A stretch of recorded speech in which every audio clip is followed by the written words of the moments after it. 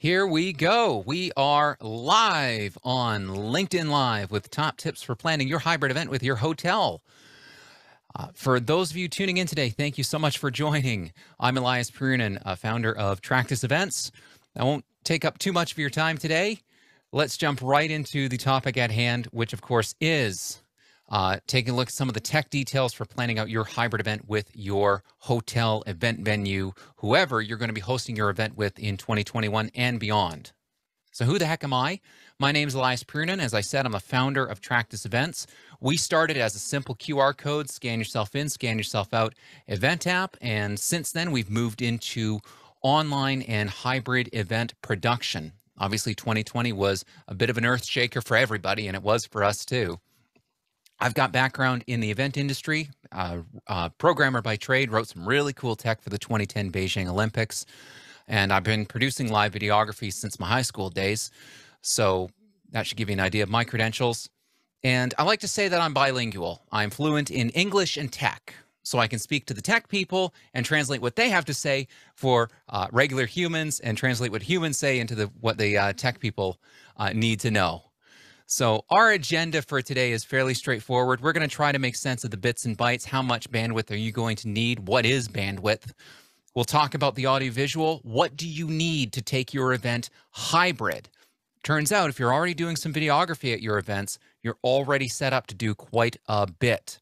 We'll talk about some of the top tips we found for hybrid event success. We've run a few hybrid events here, both outdoors and indoors. Can be tricky, but there are some tips you can keep in mind to have a successful event. And then we'll open it up to questions. If you're tuned in on LinkedIn Live, post your questions in the chat box. We'll get to them. If you're tuned in on the Zoom link, feel free to pop your questions in the chat. And I'll be making slides available and a recording of this available after the webinar is complete. So if you need to go to the washroom, go handle client calls. We all got busy lives. I get it. Don't worry. I won't be offended. My goal today is to give you, as an event organizer, some language you can use to navigate this new world of hybrid events and really avoid some of the mistakes that I've made and that we've made in the past. So there's a lot of best practices that are starting to emerge as we bump and grind our way through this new world of hybrid. And we really want to just develop great events, right?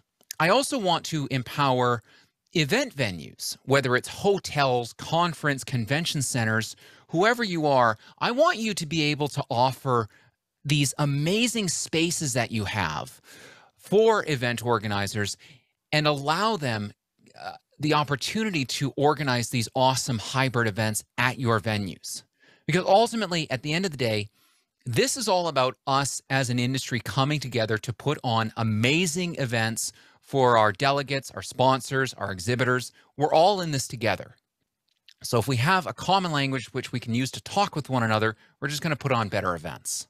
So let's get right into it. Let's talk about internet. How much internet am I going to need for my hybrid event? What's a gigabit? What's a megabit? What is this bandwidth thing that everybody keeps talking about? So really simply, bandwidth is the amount of people that you're going to be able to support at your event. And there's two critical numbers to know: your upload speed and your download speed. Upload is how fast and how much you can send to the internet, and download is how fast and how much you can receive from the internet, usually measured in what's called megabits per second. Technical details are gory. We don't need to know about that. I realize that might not answer a lot of questions. You're probably thinking, well, how much? Give me a number. How much am I going to need, Elias? Well, it depends how many streams you're going to be sending out to the internet and how many people will be watching on their devices on site. So for example, I'm working with a client right now where they want to have a room available during their upcoming hybrid where attendees can set up their laptops and tune into some of the online-only sessions. Your calculations will also be impacted by how high quality stream you need. Are you wanting to stream in glorious 4K, or is 720p high definition good enough? And I'll give you a hint. The 720p option, the HD, is probably enough. We find it's a nice sweet spot between quality, speed, and cost. Once you're going up to 1080p or beyond, that's going to require much more bandwidth, 2 to 4 times more, and it's going to cost that much more. Depending on your video vendor, you can expect to pay a premium on HD and a mega premium on 4K content. So you can usually fit about 4 to 8 HD streams into the space of one 4K stream, so it's something to think about. Let's take a look at some numbers. We'll use one of my upcoming clients as a case study here. They will have 4 breakout rooms, and we want to transmit from each of these. And we've settled on a 720p, so a nice high-definition broadcast, but it's not going to break the bank. So at 720p, we're going to need about 3 megabits of bandwidth per stream. So we're looking at about 12 megabits to get that content out to the internet.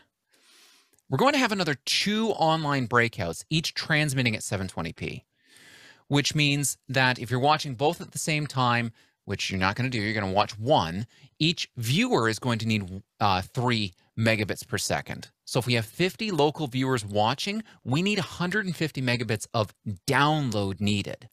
And if they're also participating, we can budget another megabit for each of those attendees. We're looking at, for downstream and upstream, download and upload combined, we're looking at needing close to 200 megabits per second in this case.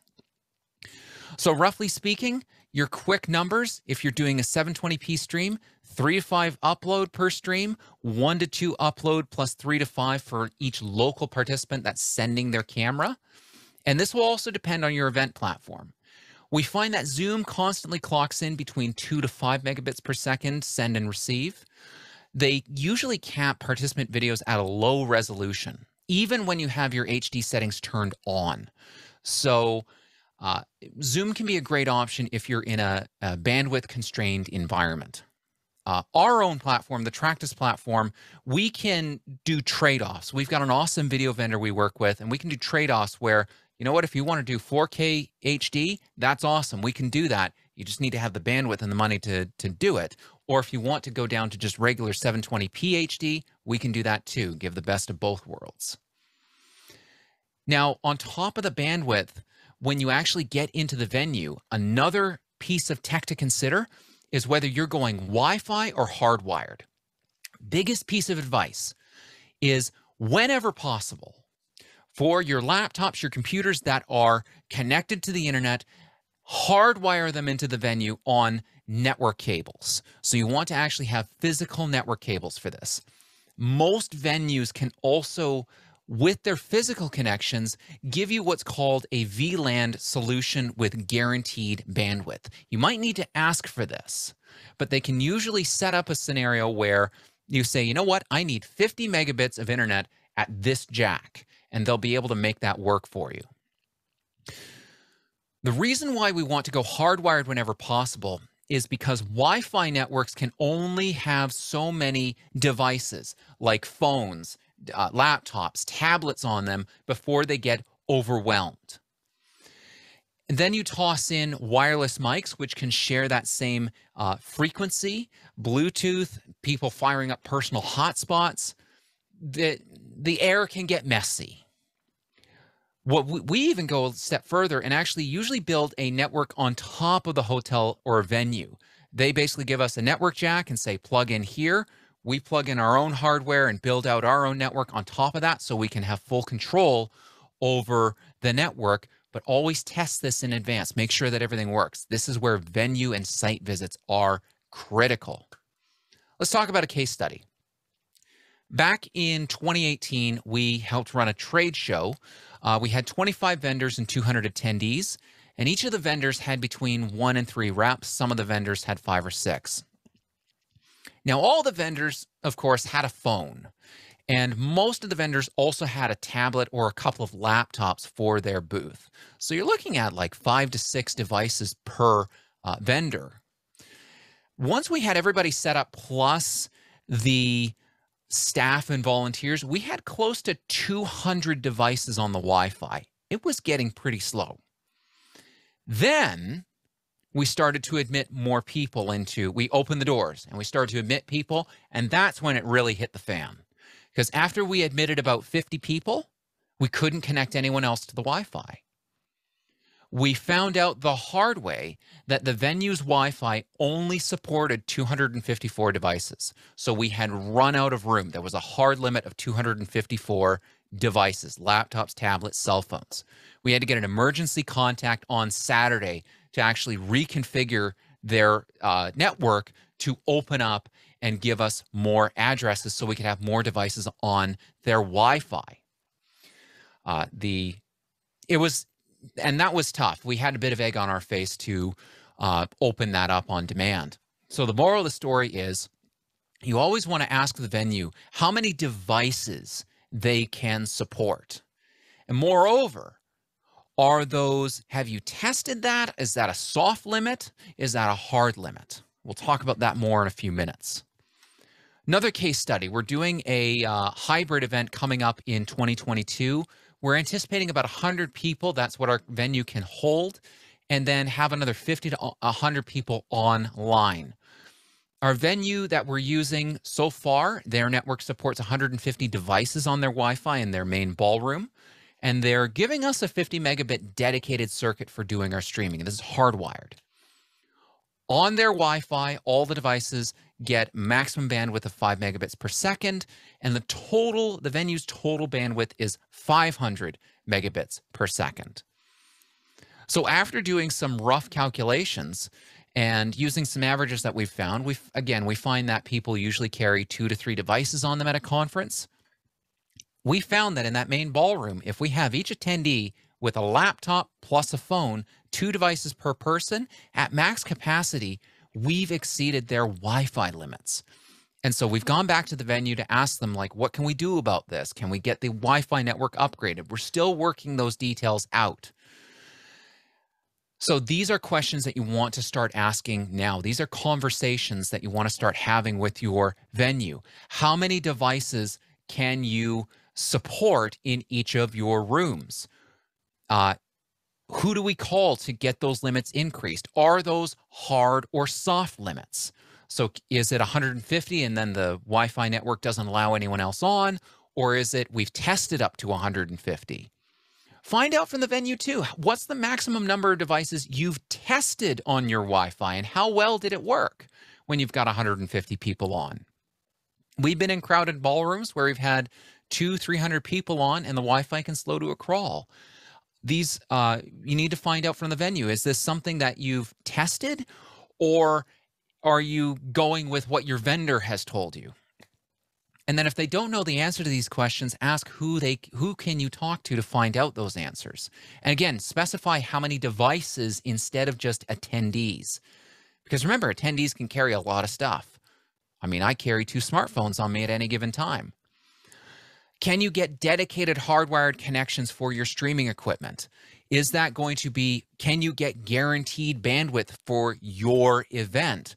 Are there other scheduled events on premise that are happening the same day as yours? Do they have a service guarantee? Figure out how much bandwidth you can get for yourself. And in case of emergency, who is your primary contact? Who can you call? We need more bandwidth. The Wi-Fi is down. What's the turnaround time? What's your service level agreement?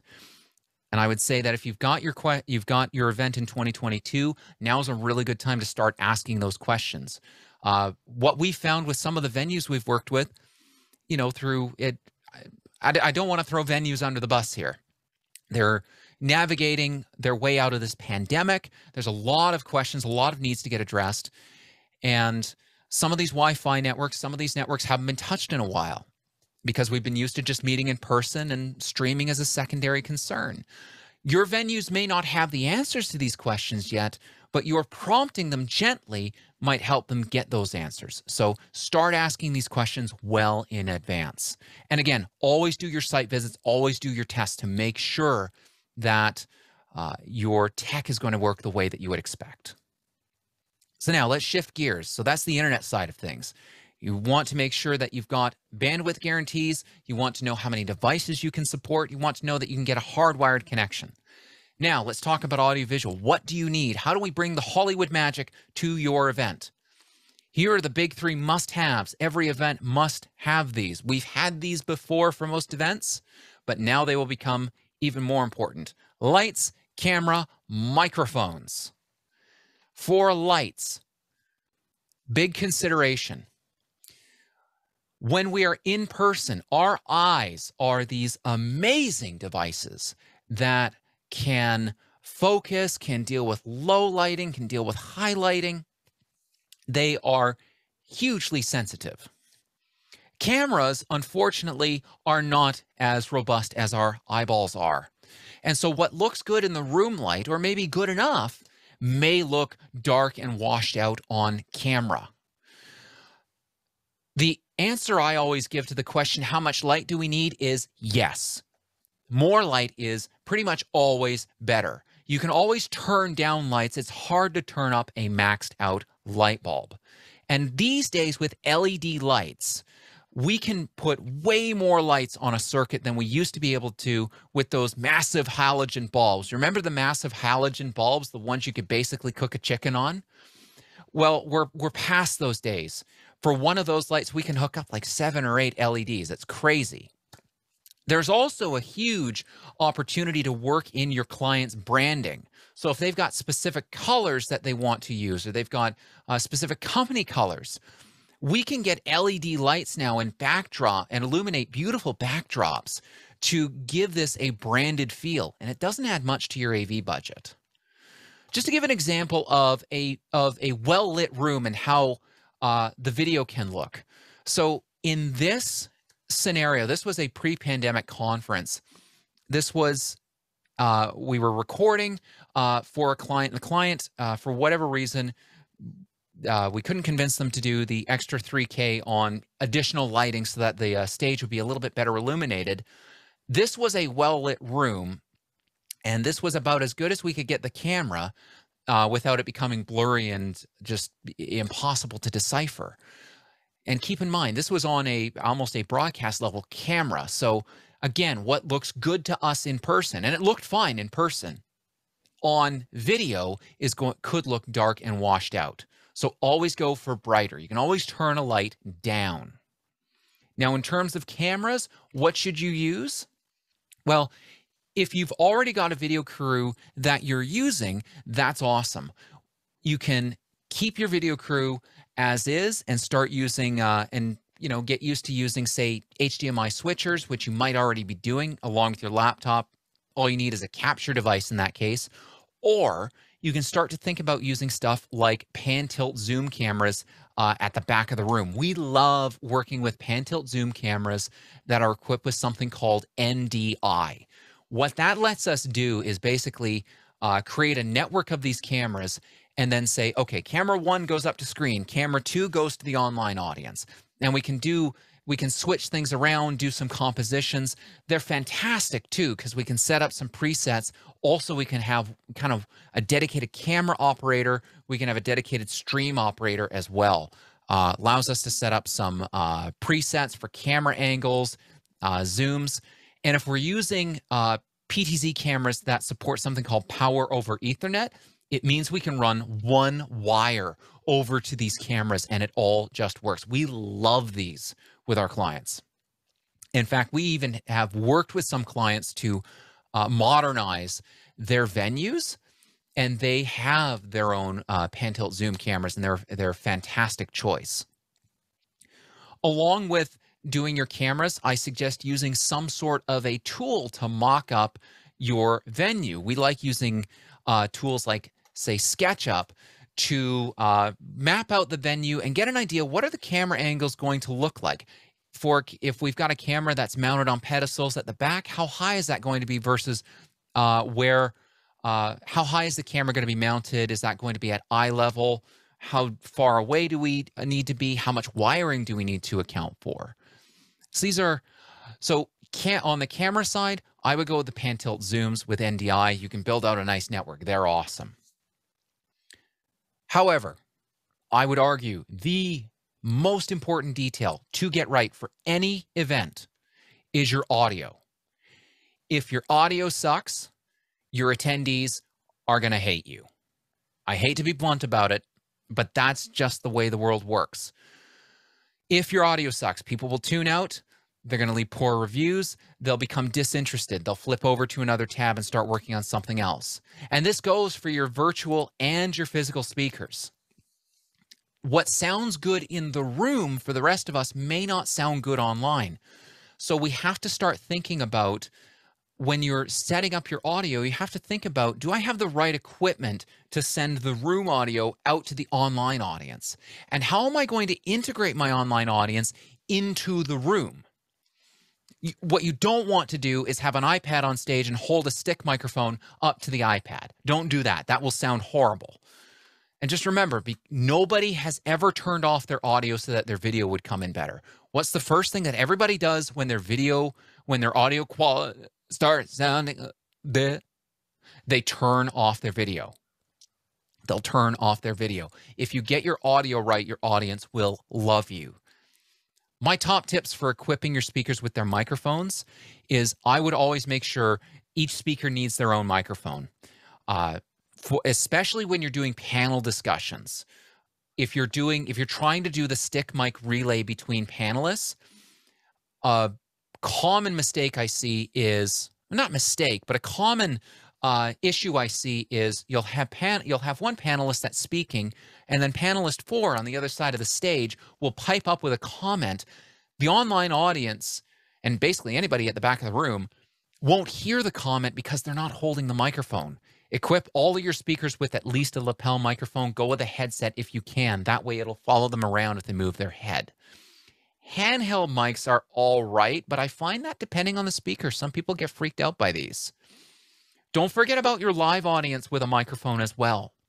So if you're taking questions, Q&A from your live audience, make sure you've got a couple of stick mics plus some runners.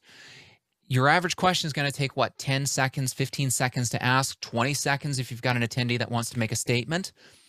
If your online audience can't hear that question being spoken, that could be 10 to 20 seconds of dead air, and that's enough to start provoking anxiety in your online audience. Speaking of your online audience, you may want to loop them into the conversation as well. So in our experience, mixing the audio together to get something that sounds good in person and online is tricky. What I find is most AV techs are good at doing the in-person side, but then doing the online requires a bit of a shift in thinking.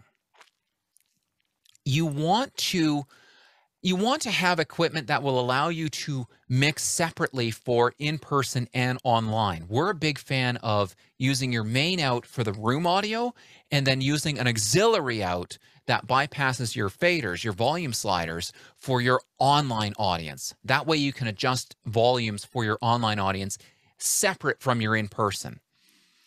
You want to make sure that you have a sitemap to say, where do all of our feeds go?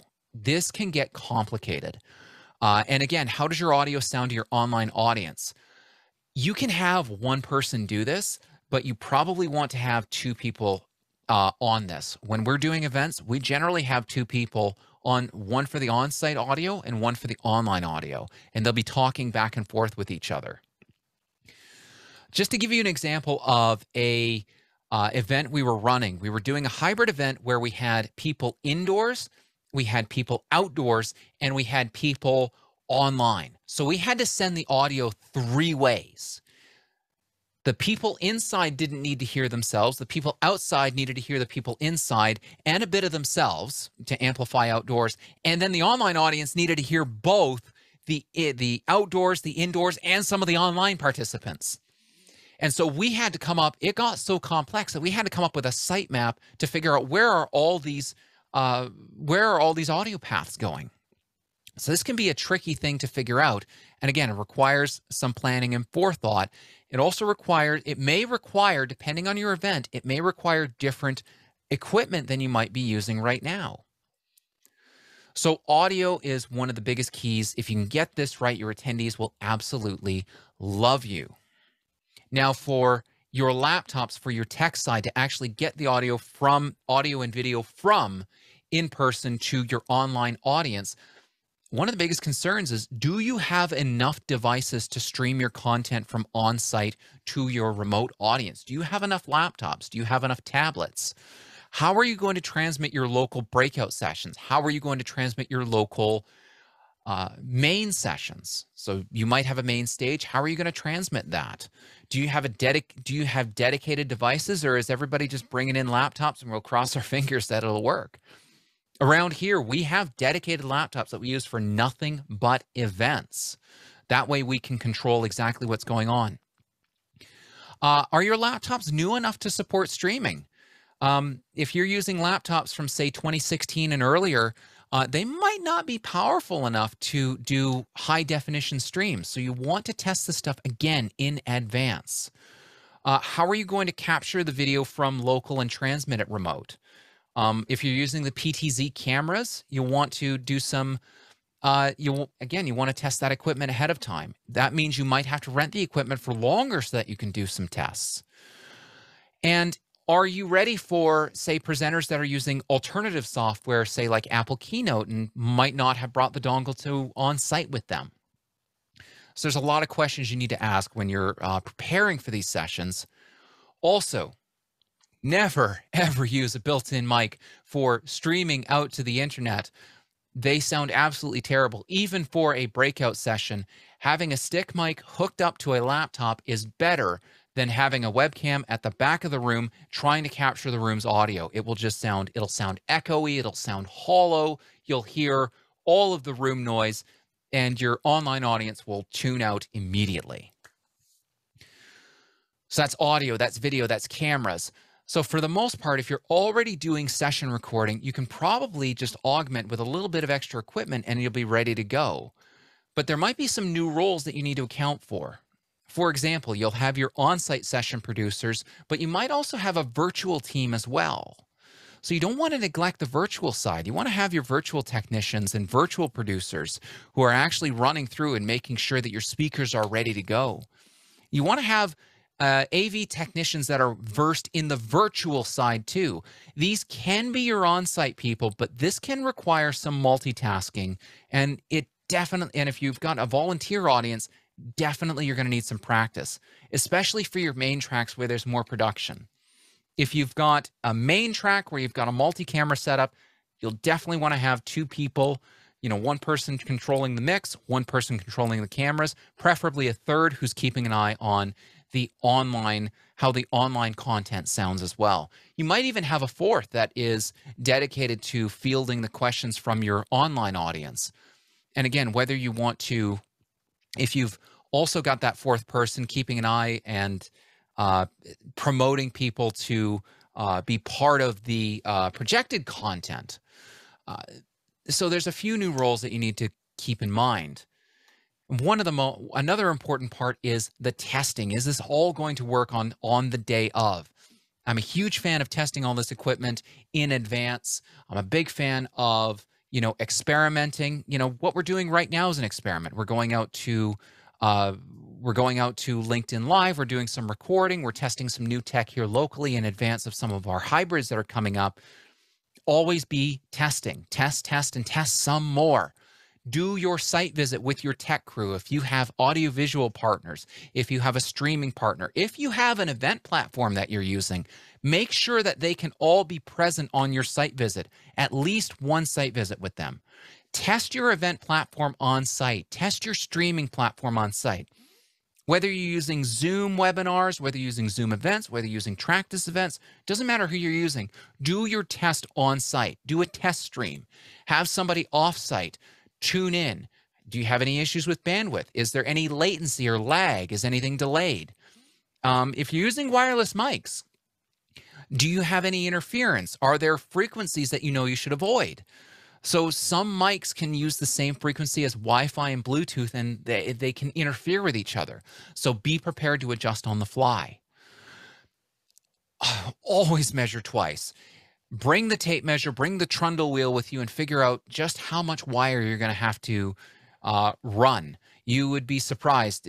I don't know what it is with me, but I always find that 50 feet is always a lot shorter than it seems. Measure twice, and then always have some extra cables for everything. Always elevate your cameras and lights off the ground. If your venue has got staging that you can use, that you can place at the back of the room, that way you get over everybody's heads so that the online audience doesn't just see the back of somebody's head and it's blocked by your presenter. On your site plan, figure out where your outlets are. We're talking Ethernet for the hardwired internet, your power. If your room has built-in projectors, figure out where the input jacks, the HDMI jacks are for those. So map out where all your important outlets are. Know where you'll plug everything in. Know where you're going to run your wires. Also, find out which of the outlets in the room are on different circuits.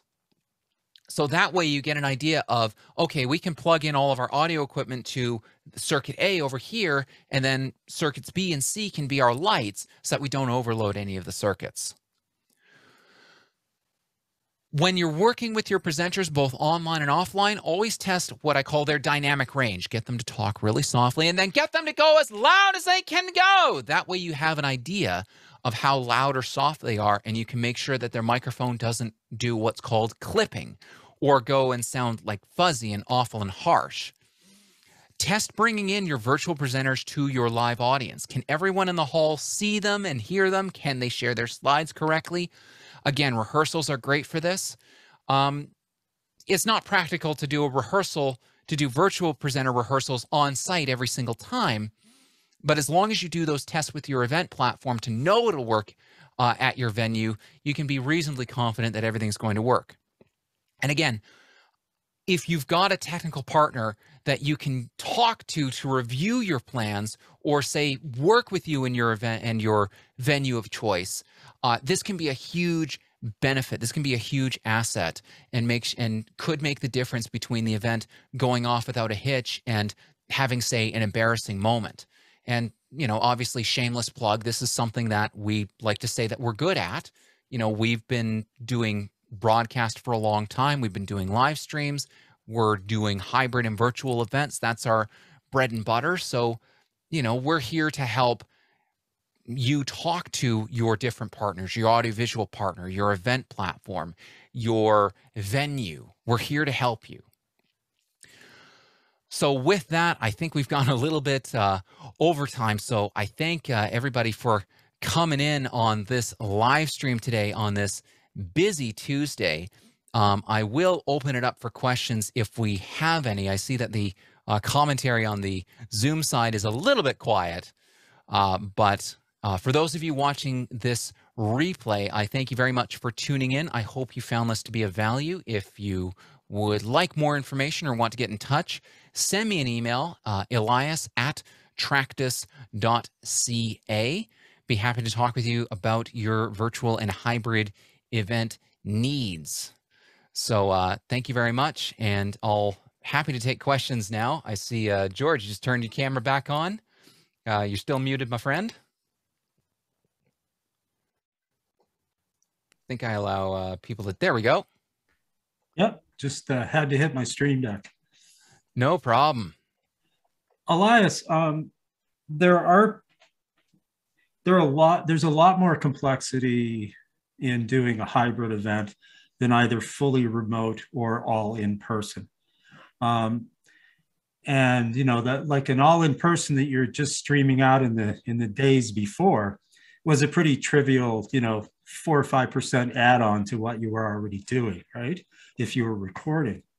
How big is the difference now? It depends on how complex you want to get. So I've had clients that, and it depends on your definition of hybrid as well. So if your definition of hybrid is we're just broadcasting from a venue, for example, but we don't have a live audience, or we have a very small live audience and the rest of the attendees are online, then you're looking, the cost is not too different. If you want to start integrating your online and your virtual audiences, I'm finding that with the AV budget that you need to account for, like our one client that we've got, their AV budget has gone up by about, between the last time they did it and this time, their AV budget is up by about 50%. So it can, again, it depends on how complex you want to get. What I find the biggest expenses are the additional, I mean, you're paying for more equipment, obviously, but part of it is just the number of people that you need, the number of bodies in the room that you need to run these conferences. You just, again, you need, if you want to do something that's really well run and well produced, you have your in-person camera operators, you have your in-person soundboard mixers, but you might also have your online producers and your online people. So, you know, whatever your AV budget was before, you know, you could theoretically spend 50 to 100% more. It's not out of the question.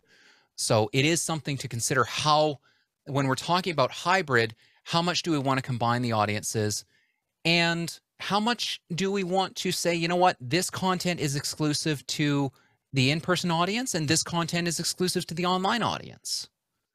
Because maybe we just want to stream some of our keynote sessions from the main center and you know, give priority to our in-person audience there, but then maybe we have some online participants and we want to run some online only tracks, and you know, we cater to the online first people. So it depends on your mix.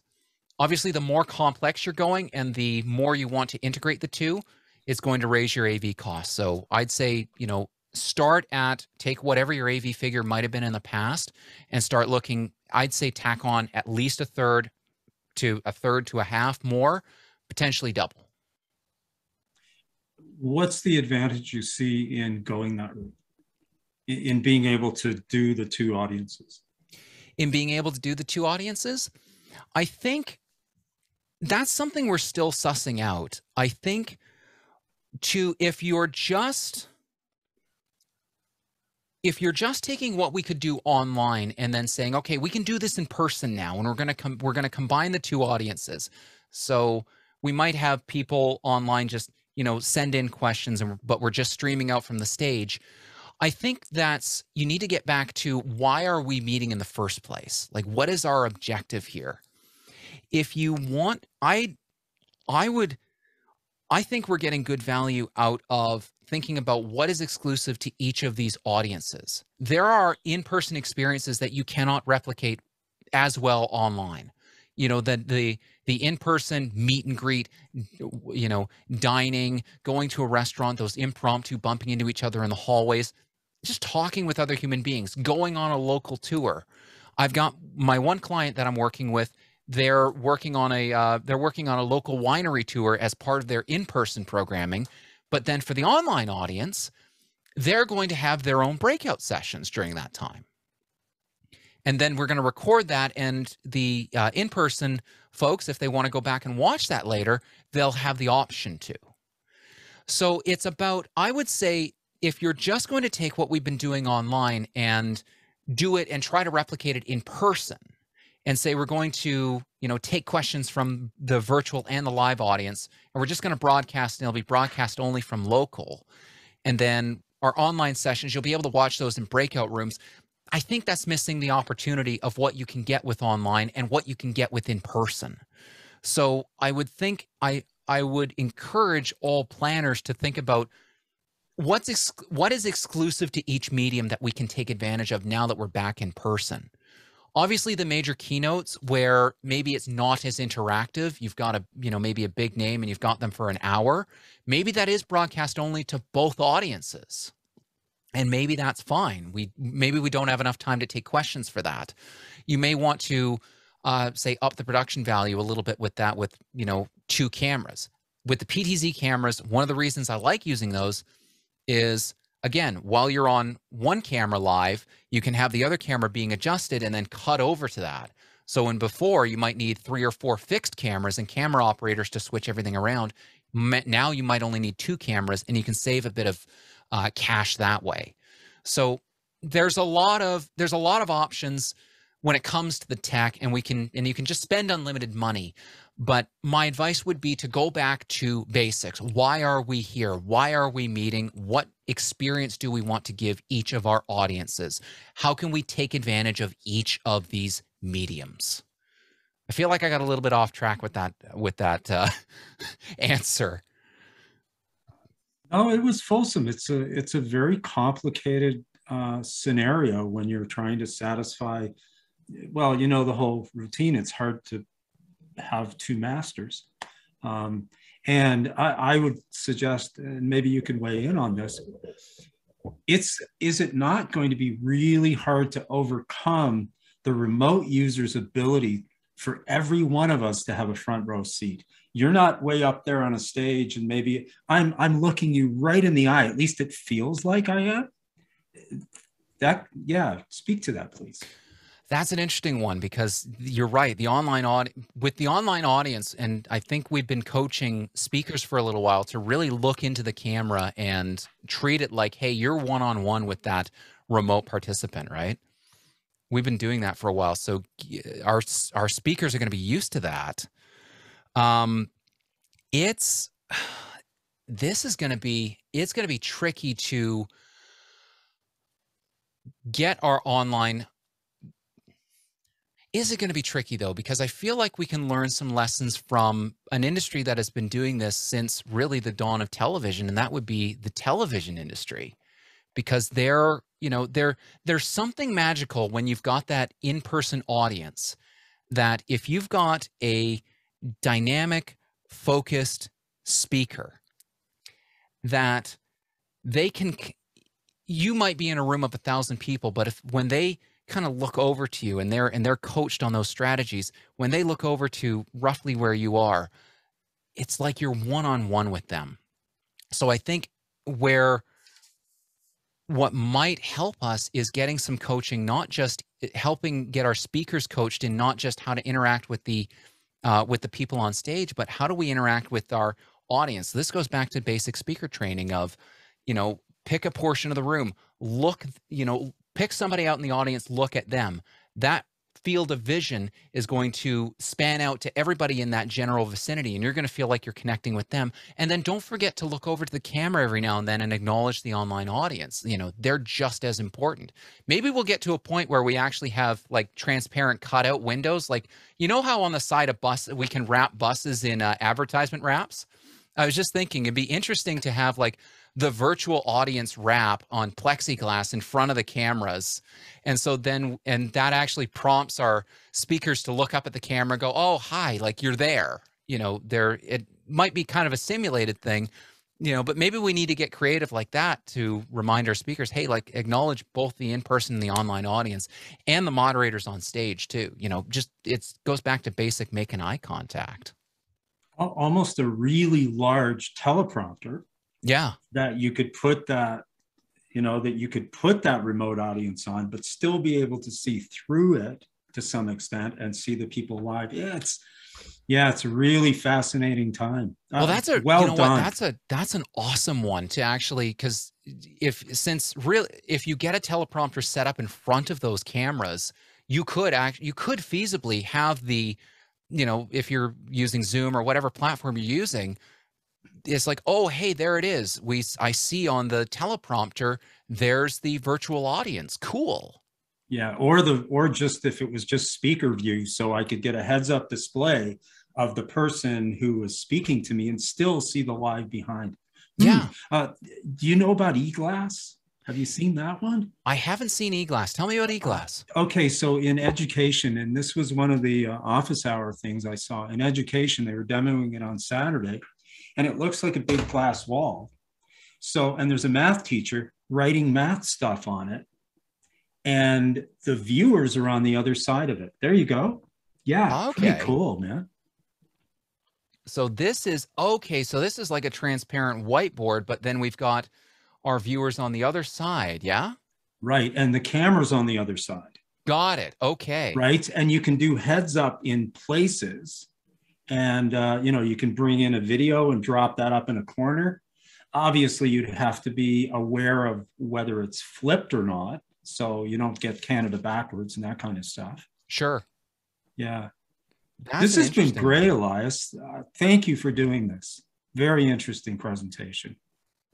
My pleasure. This has been a lot of fun. I'm going to be putting together a bunch more as we learn lessons. I think we're we're all kind of getting through this hybrid experience together, and it's a brand new world. There's a lot of opportunities. The biggest thing I want to keep us from falling into is doing things, is just because we're open again, just doing things the way that we used to, but sprinkling a little bit of hybrid on it and thinking that it'll just all work. We've got an opportunity to revisit the way that we do our events and to do them, and to do them better. I think we've got a huge opportunity ahead of us. It's just a matter of using the technology right, and empowering people to use the technology. So yeah, I think why don't we end it there? I'll let everybody get back to their Tuesday. We're just about at time. Yeah, I think so. So thank you so much for tuning in, and I'm sure we will talk again very soon.